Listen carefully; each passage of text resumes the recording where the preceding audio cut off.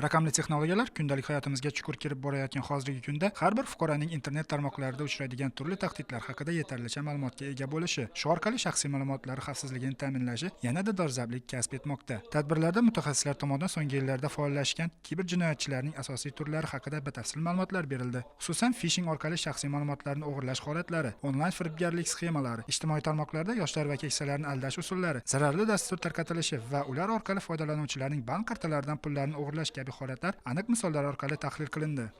Bu seminarın əsas məqsədi şu kiber mədəniyyət doğrusunda şu içki işlər xadimləri düşündürüş işlərini alıb vardı. Kiber mədəniyyət boyunca şu bilib alğan məlumatlarımızı şu üzərimizdə oxutub durğan oxucularımızga, ata-onalarga yetkazishni maqsad qilib aldık.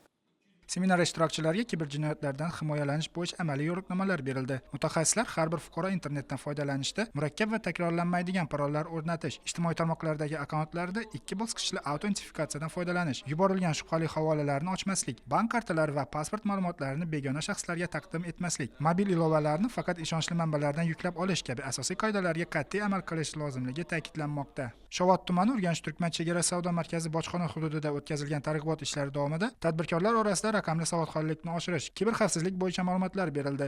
Telegram kanallardan kelayotgan APK fayl, ya'ni viruslardan, misol uchun seni to'ying, senga suddan chaqiruv, viruslarni ochmaslik maqsadida tushuntirish ishlarini olib borishmoqda. Bu kelgusida bizga shaxsiy mablag'larimizni har xil firibgarlarga tushmasligimizda oldini olish maqsadida juda katta o'rin tutadi.